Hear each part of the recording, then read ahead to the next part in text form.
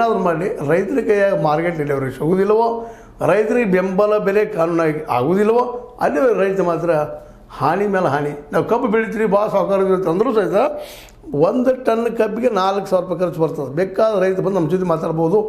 ಅದ್ರ ಕೆಳಗಿಂದ ಖರ್ಚು ಬರಲಿಕ್ಕೆ ಸಾಧ್ಯ ಇಲ್ಲ. ಒಂದು ವರ್ಷ ನಾವು ಕಬ್ಬನ್ನು ಬೆಳೆಸಿ 1 ಟನ್ ಕಬ್ಬಿಗೆ ನಾವು 3,000 ಕಡಿಮೆ ಹಣ ತೊಗೊಳ್ಳೋದು, ನಾವು ಲಾಸ್ ಮಾಡ್ಕೊಂಡಂಗೆ ಅನ್ನೋದ್ರಲ್ಲಿ ಎರಡು ಮಾತಿಲ್ಲ. ಇನ್ನು ಇನ್ನುಳಿದ ಬೆಳೆಗಳ ಬಗ್ಗೆ ಕೇಳುವಾಗಿಲ್ಲ. ಆ ರೇಟ್ ಬಂದಾಗ, ಬೆಳೆ ಬಂದಾಗ ರೇಟ್ ಹೋಗ್ತದೆ, ರೇಟ್ ಇದ್ದಾಗ ಬೆಳೆ ಇರುವುದಿಲ್ಲ.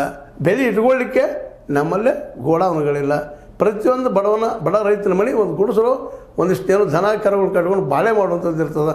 ಅಲ್ಲೇ 10-20 ಕ್ವಿಂಟಲ್ ಕಾಳುಗಳನ್ನು ಇಟ್ಕೊಳ್ಳೋಂಥ ವ್ಯವಸ್ಥೆ ಇಲ್ಲದಕ್ಕಾಗಿ ಹೀಗಾಗಿ ರೈತ ಸದಾ ಏನಪ್ಪ ಅಂದರೆ ಸಾಲದಲ್ಲಿರ್ತಾನೆ.